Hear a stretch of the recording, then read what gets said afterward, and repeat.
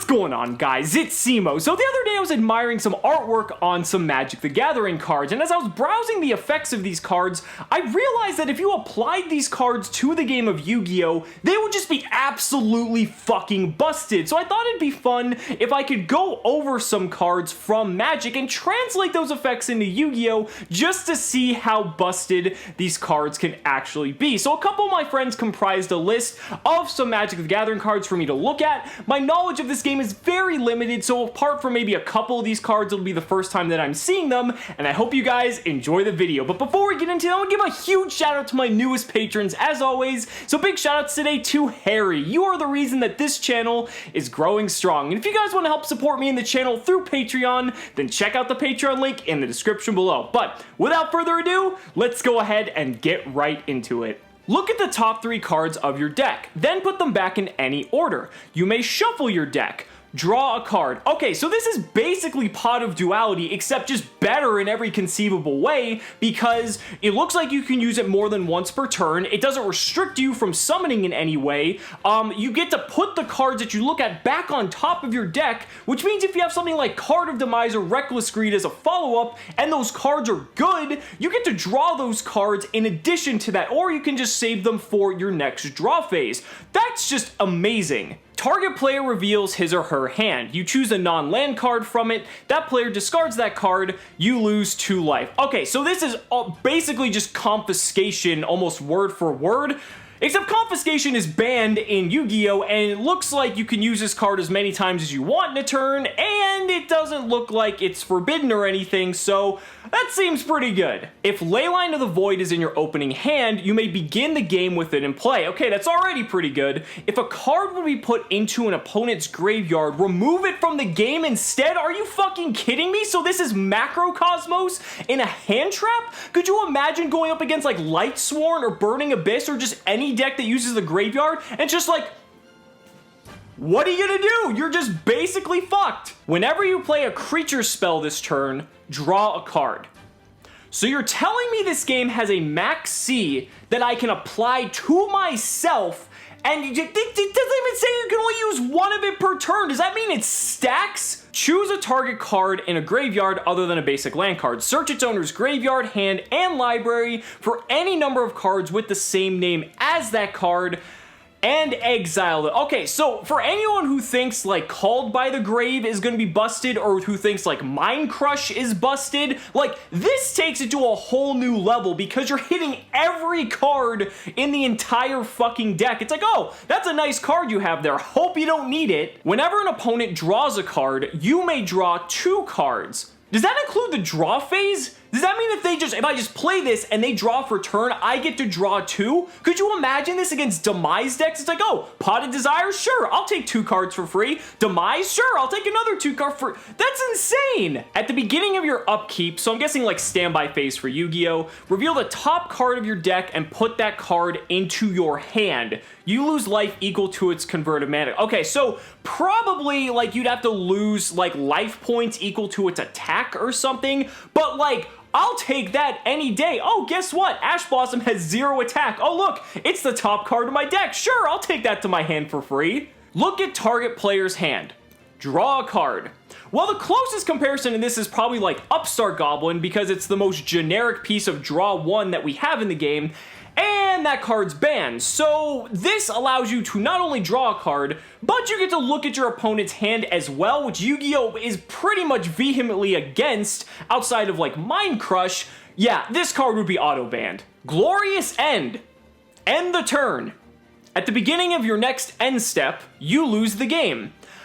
This would be a mandatory 3 of in every single deck in existence because in Yu-Gi-Oh, 2 turns is enough to win any game. Okay, I establish my board, I'm gonna set Glorious End face down. Oh, your turn begins, flip Glorious End, your turn's over, my turn again, I'm just gonna fucking kill you. When you play this spell, remove cards from the top of your deck from the game until you remove a non-land card that costs less. You may play it without paying its mana cost. Put the remove cards on the bottom in a random order. Okay, this would be a really interesting mechanic in Yu-Gi-Oh! Because this is kind of like Reasoning or Monster Gate, but it's built into a monster's effect, which is kind of cool. Now, I don't know how it would work because this is relying on mana cost, so Yu-Gi-Oh! Doesn't have mana, so maybe it would have to be like a monster with less attack, but this thing can like trigger anything, it looks like. It can do like spells and like instants or anything like that because it just says non-land card. That would be insane. When Snapcaster Mage enters the battlefield, target instant or sorcery card in your graveyard gains flashback until the end of turn, which means you may cast that card from your graveyard for its flashback cost. So, you're telling me this is a quick play Magician of Faith that you can summon from your hand, and you're allowed to use any spell card, essentially, in your graveyard when you play this card. So I'm gonna summon this, and I'm gonna target Raigeki, or I'm gonna target Dark Hole, or I'm gonna target Monster Reborn. Holy shit, this card is good. Ancestral Recall. Draw 3 cards, or force your opponent to draw 3 cards. Well, Pot of Greed allows us to draw 2 cards, and Graceful Charity allows us to draw 3 cards and discard 2, and both of those cards are currently banned. So if this card ever existed, this would be banned faster than any other card in this game's history. Search your library for 1 card and take it into your hand. You know what I just said about Ancestral Recall being banned? Yeah, I'm sorry. This would be banned faster than Ancestral Recall because this card is left arm offering for any card and you don't have to banish cards in your hand and has no restrictions whatsoever. Holy fucking shit. Play with the top card of your deck revealed. Sounds like Convulsion of Nature. You may play the top card of your deck as though it were in your hand. Okay, if there's a way to break Convulsion of Nature, this card just did it. Change a target of target spell or ability to Spellskite. That's a really cool ability because anything that's like a targeting effect or anything like that, it's not like a negation, but allows you to redirect those types of effects towards this card. And depending on those type of effects and what they do, it might not just be protecting things, but also can just give you a huge boon at the same time. Really cool card. Each card you exile from your graveyard while casting the spell pays for 1. So, this in Yu-Gi-Oh! Is a little bit weird because I think it'd be neat if banishing cards to help pay for costs would be a thing, but it's weird because Yu-Gi-Oh! Cards don't have casting costs, so I don't know how that would work, but anyway, let's see what this does. Look at the top 7 cards of your library, put 2 of them into your hand, and the rest on the bottom. Okay, so this is... Imagine if Saryuja said, you can banish monsters from your graveyard as link materials to summon Saryuja. And then, not only that, you get to draw 7 cards in Yu-Gi-Oh!, pick 2 of them and add them to your hand, and put the rest... Like, this card has to be banned. There's no way this is legal. You may have Phantasmal Image enter the battlefield as a copy of any creature on the battlefield, except it's an illusion, blah, blah, blah. Okay, this would be a really neat mechanic if Yu-Gi-Oh! Implemented it. Basically being able to copy your own cards, gain the effects of once per turn effects again because it's a new card. There's so many cool things you could do with this. I'm assuming it would just be like a token, and then if it gained the stats, it'd have the same levels, so you could synchro with it, you could link with it. That would be a really amazing mechanic for Yu-Gi-Oh! To implement. When Rest in Peace enters the battlefield, exile all cards from all graveyards. Okay, so it's like Macrocosmos again, or Dimensional Fissure, except you don't have to like have it on turn 1. It's just like, oh yeah, fuck your graveyard, whatever.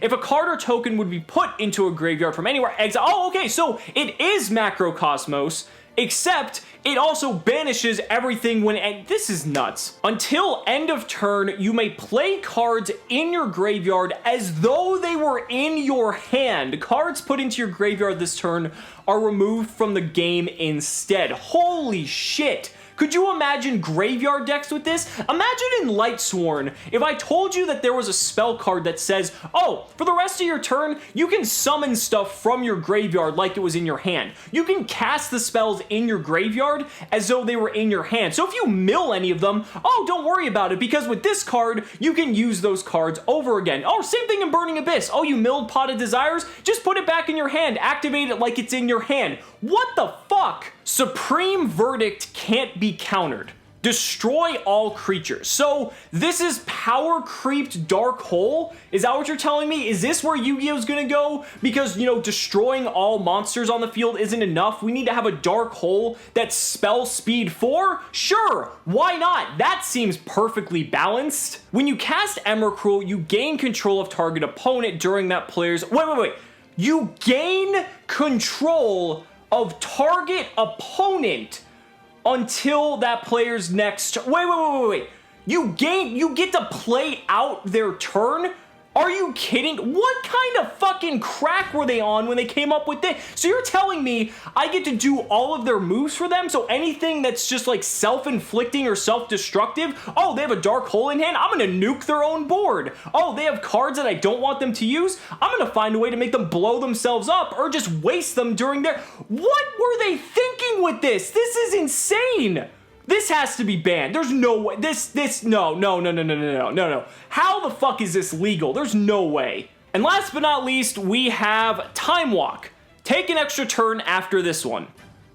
Banned. So guys, that's gonna wrap up the video. I had a ton of fun looking over some of these insanely powerful and broken cards. You Magic players have a lot of shit to deal with, but then again, it is a completely separate game, so I guess I can't really complain. So let me know down in the comments what your favorite card was that I discussed in the video, or if you're a Magic player and you know of some more broken cards, be sure to share those down in the comments below. So guys, thank you so much for watching the video. Be sure to like the video as always, subscribe to the channel for more amazing Yu-Gi-Oh content, and if you found this video entertaining, consider backing me on Patreon, because just by pledging only $1 a month, you're investing in my ability to continue bringing you amazing Yu-Gi-Oh content. So thanks so much again, and we'll see you next time. 1, 2, 3.